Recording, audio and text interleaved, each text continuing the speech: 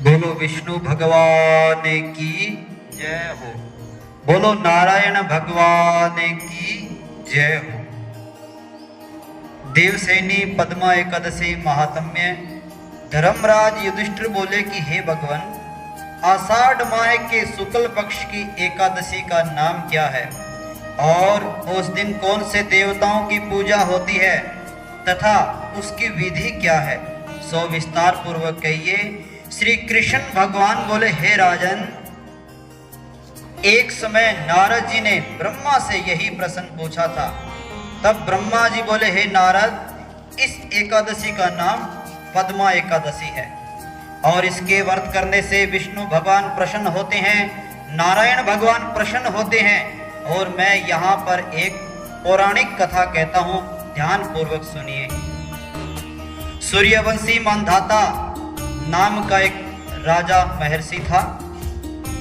एक समय उस राजा के राज्य में 3 वर्ष तक जल न वर्षा यानी बरसात न हुई, जिसे क्या राज्य में अकाल पड़ गया और प्रजा अन्न की कमी के कारण अत्यंत दुखी रहने लगी।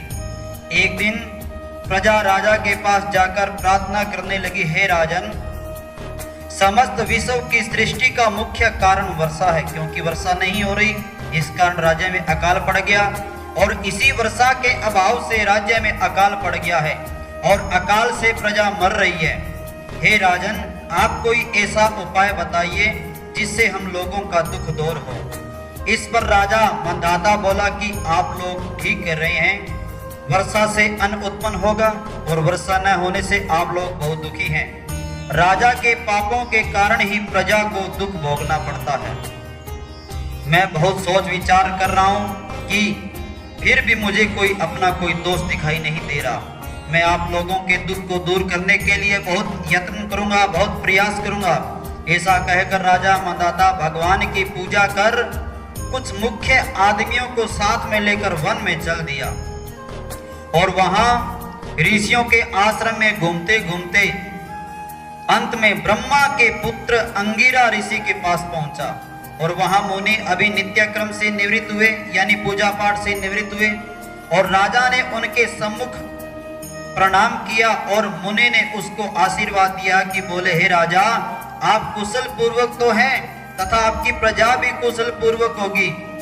आप इस स्थान पर कैसे हैं, सो कहिए। राजा बोलो कि हे महर्षि, मेरे राज्य में 3 वर्ष से वर्षा नहीं हो रही, इसे अकाल पड़ गया और प्रजा महान दुख भोग रही है। प्रजा के कष्ट को दूर करने के लिए कोई उपाय बतलाइए। इस पर वह ऋषि बोले, हे राजन, यह सतयुग सब युगों में श्रेष्ठ है। इसमें धर्म के चारों चरण सम्मिलित हैं, अर्थात इस युग में धर्म की सबसे अधिक उन्नति है और इस युग में ब्राह्मणों का तपस्या करना तथा वेद पढ़ना ही मुख्य अधिकार है। परंतु आपके राज्य में एक शूद्र इस युग में तपस्या कर रहा है। इस दोष के कारण आपके राज्य में वर्षा नहीं हो रही। यदि आप प्रजा का भला चाहते हो तो शूद्र को मार दीजिए। इस पर राजा बोला कि हे मुनीश्वरों, मैं उस निरपराध तपस्या करने वाले शूद्र को नहीं मार सकता। आप इस दोष से छूटने का कोई अन्य उपाय बताइए। तब ऋषि बोले, हे राजन, यदि तुम ऐसा ही चाहते हो तो आषाढ़ माह के शुक्ल पक्ष की पद्मा एकादशी का विधि पूर्वक व्रत करो और इसके व्रत के प्रभाव से तुम्हारे राज्य में वर्षा होगी, प्रजा सुख पावेगी, क्योंकि इस एकादशी का व्रत सब सिद्धियों को देने वाला है और उपद्रवों को शांति करने वाला है। इस एकादशी का व्रत तुम प्रजा व सेवक मंत्रियों सहित करो। मुनि के वचनों को सुनकर राजा अपने नगर को वापस आया और विधि पूर्वक पद्मा एकादशी का व्रत किया और उस व्रत के प्रभाव से राज्य में वर्षा हुई और मनुष्यों ने सुख पहुंचा। इसलिए यह व्रत सबको करना चाहिए। यह व्रत इस लोक में भोग और परलोक में मुक्ति देने वाला है और इसकी कथा को पढ़ने व सुनने से मनुष्य के समस्त पाप नष्ट हो जाते हैं। इस एकादशी को देवसैनी एकादशी भी कहते हैं और इसके व्रत को करने से विष्णु भगवान प्रसन्न होते हैं। अतः मोक्ष की प्राप्ति के लिए मनुष्यों को इसका व्रत करना चाहिए। चतुर्मासीय व्रत भी इस एकादशी से व्रत शुरू किया जाता है। कुंती पुत्र युधिष्ठिर बोले, हे भगवान, विष्णु भगवान का शयन व्रत किस प्रकार किया जाता है, सो कृपा पूर्वक कहिए। श्री कृष्ण बोले, हे राजन, अब मैं आपको विष्णु को शयन व्रत करना कहता हूं और साथ ही चतुर्मास्य व्रत को भी कहता हूं। अब आप ध्यान पूर्वक सुनिए। जब सूर्य नारायण कर्क राशि में स्थित हो तब विष्णु भगवान को शयन कराना चाहिए। सूर्य नारायण को तुला राशि के आने पर भगवान को उठाना चाहिए और अधिक मास के आने पर भी यह विधि वैसे ही रहती है। इस विधि के अन्य देवताओं को शयन न कराएं और न उठाना चाहिए। आषाढ़ माह की शुक्ल पक्ष की एकादशी का विधि पूर्वक कराना व उस दिन भगवान विष्णु की प्रतिमा बनानी है और चतुर्मासीय व्रत का नियम करना चाहिए। सबसे प्रथम उस प्रतिमा को स्नान करावे, फिर सफेद वस्त्रों को धारण कराकर तकियादार सैया पर शयन करावे व धूप दीप नैवेद्य आदि से पूजन करना चाहिए। भगवान का पूजन शास्त्र ज्ञाता ब्राह्मणों के द्वारा करवाना चाहिए। तत्पश्चात भगवान विष्णु की स्तुति करनी चाहिए। हे भगवान, मैंने आपको शयन कराया है, आपके शयन से संपूर्ण विश्व सो जाता है और मेरी आपसे हाथ जोड़कर विनय है कि आप अब 4 मास तक शयन करें और मेरे चतुर्मास्य व्रत को निर्विघ्न पूरा करवावें। इस तरह विष्णु भगवान की स्तुति करके शुद्ध भाव से मनुष्य को दांतुन आदि के नियमों को ग्रहण करना चाहिए। विष्णु भगवान के व्रत को शुरू करने के 5 काल वर्ण किए हैं। देवसेनी एकादशी से लेकर देवोत्तनी एकादशी तक चतुर्मास्य व्रत शुरू करना चाहिए। द्वादशी, पूर्णमासी, अष्टमी या संक्रांति को व्रत प्रारंभ करना चाहिए और कार्तिक माह के शुक्ल पक्ष की द्वादशी को समाप्त कर देना चाहिए। इसके वर्ष से समस्त पाप नष्ट हो जाते हैं। जो मनुष्य इस व्रत को प्रति वर्ष करते हैं वह सूर्य के समान देदीप्यमान विमान में बैठकर विष्णु लोक को जाते हैं। हे राजन, अब आप इसका पृथक पृथक फल सुनिए। जो मनुष्य देव मंदिरों में रंगीन बेल बुंटे बनाता है उसकी 7 जन्म तक ब्राह्मण की योनि मिलती है। जो मनुष्य चतुर्मास्य के दिनों में विष्णु भगवान को दही, दूध, घी, शहद और मिश्री के द्वारा स्नान कराता है वह वैभवशाली होकर सुख भोगता है। जो मनुष्य श्रद्धा पूर्वक भूमि, सोना, दक्षिणा आदि ब्राह्मणों को देता है वह स्वर्ग में जाकर इंद्र के समान सुख भोगता है। जो विष्णु भगवान की सोने प्रतिमा बनाकर धूप, दीप, नैवेद्य, पुष्प आदि से भगवान की पूजा करता है वह इंद्रलोक में जाकर अक्षय सुख भोगता है। जो मनुष्य चतुर्मास्य के अंदर नित्य प्रति तुलसी जी भगवान को अर्पित करता है वह स्वर्ण की तुलसी अर्पित करता है। वह स्वर्ण के विमान पर बैठकर विष्णु लोक को जाता है। जो मनुष्य विष्णु भगवान की धूप दीप से पूजा करते हैं उनको अनंत संपत्ति मिलती है। जो मनुष्य इस एकादशी से कार्तिक महीने तक आवश्यक वृक्ष और विष्णु की पूजा करते हैं उनको विष्णु लोक की प्राप्ति होती है। इस चतुर्मास्य व्रत में जो मनुष्य संध्या के समय देवताओं तथा ब्राह्मणों को दीप दान करते हैं तथा ब्राह्मणों को सोने के कमल के वस्त्र देते हैं विष्णु लोक को जाते हैं। जो मनुष्य भक्ति पूर्वक भगवान का चरणामृत लेते हैं इस संसार के आवागमन के चक्र में छूट जाते हैं।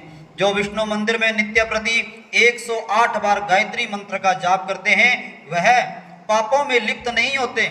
जो मनुष्य पुराण तथा धर्म शास्त्र को सुनते हैं और वेद पाठी ब्राह्मणों को वस्त्रों तथा स्वर्ण सहित उनका दान करते हैं वे दानी, धनी, ज्ञानी और कीर्तिमान होते हैं। जो मनुष्य विष्णु भगवान या शिव जी का स्मरण करते हैं और अंत में उनकी प्रतिमा दान करते हैं वह सब पापों से रहित होकर गुणवान होते हैं। जो मनुष्य सूर्य नारायण को अर्घ देते हैं और समाप्ति में स्वर्ण रक्त गौ दान करते हैं उनकी पूरी आयु की स्वस्थ देह प्राप्त होती है और तथा कीर्ति, धन और बल पाते हैं।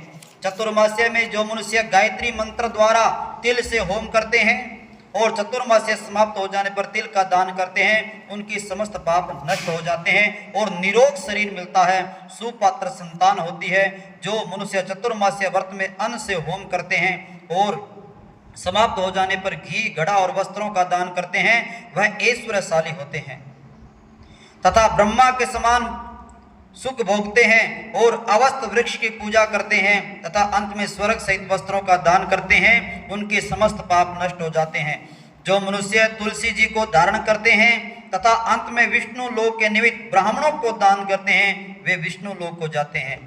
जो मनुष्य चतुर्मास्य व्रत में भगवान के शयन के उपरांत उनके मस्तक पर नित्य प्रति दूध चढ़ाते हैं और अंत में स्वर्ण की दुर्वा दान करते हैं तथा दान देते समय इस प्रकार स्तुति करते हैं कि हे दुर्वे, जिस भांति इस पृथ्वी पर शाखाओं और छोटी शाखाओं सहित फैली हुई हो उसी प्रकार मुझे भी अजर अमर संतान दो। ऐसा करने वाले मनुष्य के सब पाप छूट जाते हैं और अंत में स्वर्ग को जाते हैं। जो शिव जी का विष्णु भगवान के दिवालय में गान करते हैं उन्हें रात्रि जागरण का फल मिलता है। जो मनुष्य चतुर्मास्य व्रत करते हैं उनको उत्तम ध्वनि वाला घंटा दान करना चाहिए।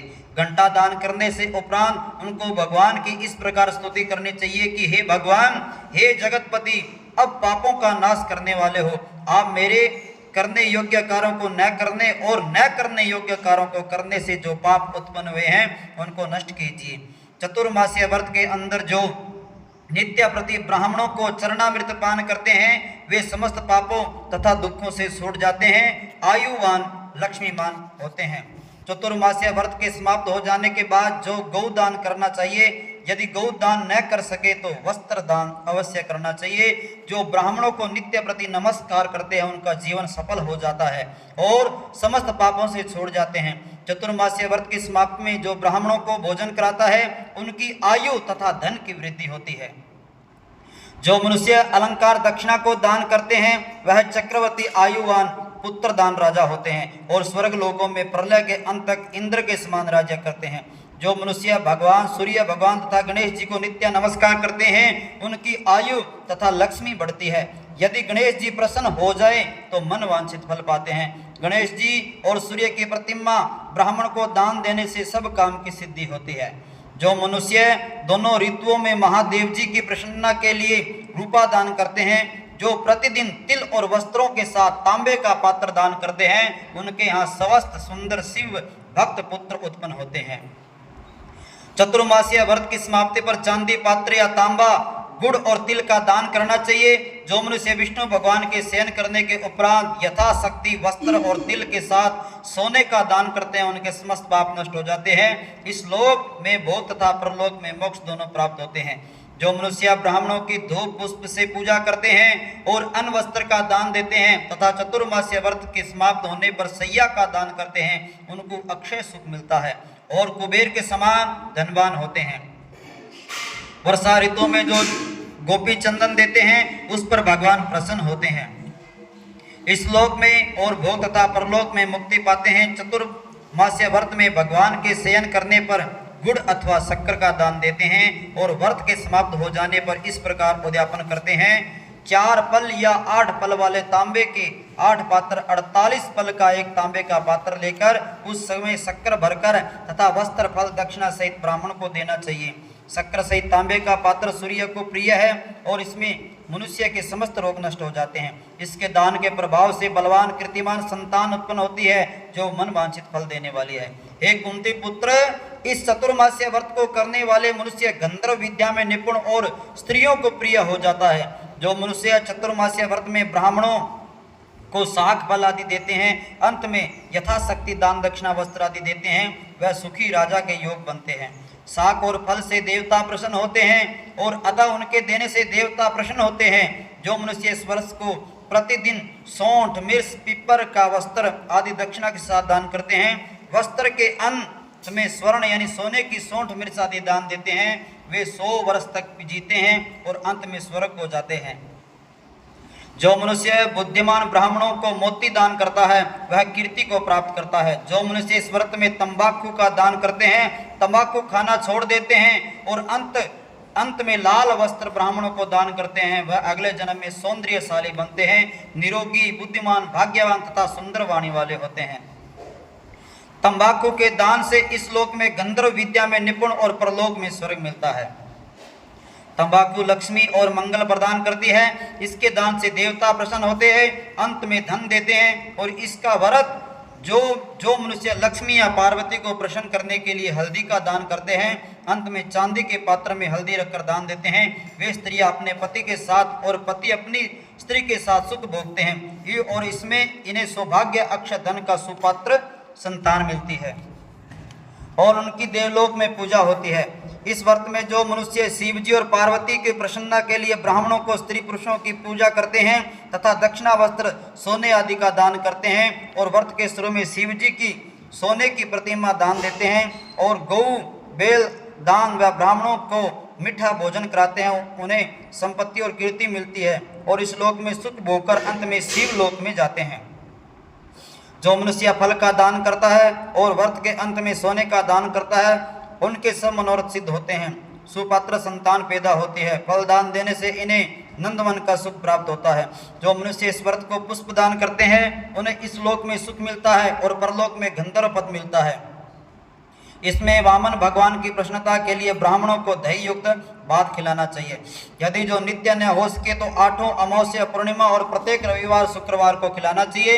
इस व्रत की समाप्ति में भूमि दान न हो सके तो वस्त्र और सोने से युक्त पादुका का दान करना चाहिए। ऐसा करने से इस लोक में धन, धान्य, पुत्र तथा विष्णु की भक्ति मिलती है और अंत में विष्णु लोक को जाते हैं। जो मनुष्य दान तथा आभूषण से युक्त बछड़ा सहित गौ का दान करते हैं, वह इस लोक में ज्ञानी और किसी के सेवक नहीं बनते और अंत में ब्रह्मा लोक में जाकर पितरों के साथ अनंत सुख प्राप्त करते हैं। चतुर्मास्य व्रत में जो मनुष्य प्रजापत्य व्रत करते हैं, इसके समाप्ति में गौदान करते हैं और ब्राह्मणों को भोजन कराते हैं, वह समस्त पापों से छोड़कर ब्रह्मा लोक में जाते हैं। इस व्रत में जो एक दिन छोड़कर वस्त्र और बेलों के साथ 8 हल दान करते हैं और साग, मूल, फल आहार करते हैं, वह विष्णु लोक में जाते हैं। जो मनुष्य पयो व्रत करते हैं और अंत में दूध वाली गौ देते हैं, विष्णु लोक को जाते हैं। जो मनुष्य दोनों ऋतुओं में केला, पत्र और पलाश के पत्रों में भोजन करते हैं तथा कांसे के पात्र में वस्त्र दान करते हैं और वे लोग सुख पाते हैं। इस व्रत में जो पलाश पत्र का भोजन करते हैं तथा तेल नहीं खाते, उनके समस्त पाप नष्ट हो जाते हैं। चतुर्मास्य के प्रभाव से ब्राह्मण घात करने वाला, सूरा पीने वाला, बालकों को मारने वाला, असत्य भाषण करने वाला, स्त्री को मारने वाला, किसी के व्रत को बिगाड़ने वाला, अगम्य करने वाला, विधवा गमन करने वाला, ब्राह्मणी व चांडालनी से गमन करने वाला और इन सब के पाप नष्ट हो जाते हैं और अंत में निर्वाध पद को पाते हैं। चतुर्मास्य व्रत के अंत में 100 फल पर कांसे का पात्र तथा आभूषणों युक्त बछड़ा सहित गौ का दान करना चाहिए। जो मनुष्य भूमि को लेपकर भगवान का स्मरण करके भोजन करते हैं, उन्हें आरोग्यता तथा पुत्र की प्राप्ति होती है। वह धार्मिक तथा चक्रवर्ती राजा होते हैं, उन्हें किसी शत्रु का भय नहीं रहता और अंत में स्वर्ग को जाते हैं। जो मनुष्य बिना मांगे हुए आभूषणों से युक्त चंदन सहित बेल का दान करते हैं, उन्हें सठरस चंदन सहित बेल का दान करते हैं, उन्हें उसे सठरस युक्त भोजन कराते हैं, उन्हें विष्णु लोक को प्राप्त होता है। जो मनुष्य भगवान के शयन करने पर नित्य प्रति रात्रि को जागरण करते हैं तथा अंत में ब्राह्मणों को भोजन कराते हैं, उन्हें शिवलोक की प्राप्ति होती है। चतुर्मास्य व्रत में जो मनुष्य नित्य प्रति एक समय खाकर ही रहता है, अंत में भूखे को भोजन कराते हैं, उन्हें स्वर्ग की प्राप्ति होती है। जो मनुष्य भक्ति पूर्वक भगवान की पूजा करता है, विष्णु लोक को जाता है। जो भगवान के शयन करने के बाद भूमि पर सोता है और अंत में सैया दान करता है, उनकी विष्णु लोक में पूजा होती है। चतुर्मास्य व्रत में जो मनुष्य मैथुन नहीं करता, वह बलशाली, यशस्वी, लक्ष्मीवान होता है तथा अंत में स्वर्ग लोक को जाता है। जो मनुष्य इस व्रत में उत्तम चावल या जौ सपरिवार खाता है या स्वर्ग को जाता है, वह स्वर्ग को जाता है। चतुर्मास्य व्रत में जो तेल नहीं लगाता और अंत में कांस्य या मिट्टी के पात्र में तेल भरकर दान देता है, वह विष्णु लोक को जाता है। जो इस व्रत में शाक नहीं खाता और अंत में चांदी के पात्र से वस्त्र लपेट कर दान देता है, वह शिवलोक में जाकर ख्याति प्राप्त करता है। जो मनुष्य इस व्रत में गेहूं को त्याग कर भोजन करते हैं तथा स्वर्ण का गेहूं का दान करते हैं, उन्हें अश्वमेघ यज्ञ के फल की प्राप्ति होती है। जो मनुष्य इस व्रत में अपने इंद्रियों का दमन करता है, उसे अश्वमेघ यज्ञ का फल मिलता है। जो मनुष्य श्रावण में साग, भादों में दही और कार में दूध, कार्तिक में दाल को त्याग देते हैं, उन्हें निरोगी काया प्राप्त होती है। जो स्नान करके भगवान की पूजा करते हैं, वह स्वर्ग को जाते हैं। जो मनुष्य इस व्रत में मीठा, खट्टा, कड़वा पदार्थ को त्याग देता है, तो समझो वह समस्त दुर्गुणों से छूट जाता है और स्वर्ग को जाता है। जो मनुष्य भगवान का स्मरण करते हैं, उन्हें स्वर्ग की प्राप्ति होती है। जो मनुष्य इस व्रत में पुष्प आदि का धारण काल छोड़ देते हैं, वह स्वर्ग लोक को जाते हैं। इस व्रत में जो मनुष्य चंद्रायण का व्रत करते हैं, वह स्वर्ग लोक को जाते हैं। जो मनुष्य इस व्रत में एकमात्र दूध पर ही जीवन निर्वाह करते हैं, उनका वंश प्रलय अंत तक चलता है। और जिस दिन भगवान का शयन करते हैं, उस दिन ब्राह्मणों को दान, वस्त्र तथा भोजन कराना चाहिए और यह समस्त दान वेद पाठी ब्राह्मण को देना चाहिए। चोरी करने वाला, मद्यपान करने वाला, अगम्य करने वाला तथा अधर्मी, शास्त्रों का निराधान करने वाला मिथ्या बोलने वाला और अंत्याज्य कर्म करने वाले ब्राह्मण को दान देने से उल्टा पाप लगता है तथा नरक की प्राप्ति होती है। बोलो नारायण भगवान की जय हो। श्रीमन नारायण नारायण नारायण, श्रीमन नारायण नारायण नारायण, श्रीमन नारायण नारायण नारायण। बोलो हरि नारायण भगवान की जय हो।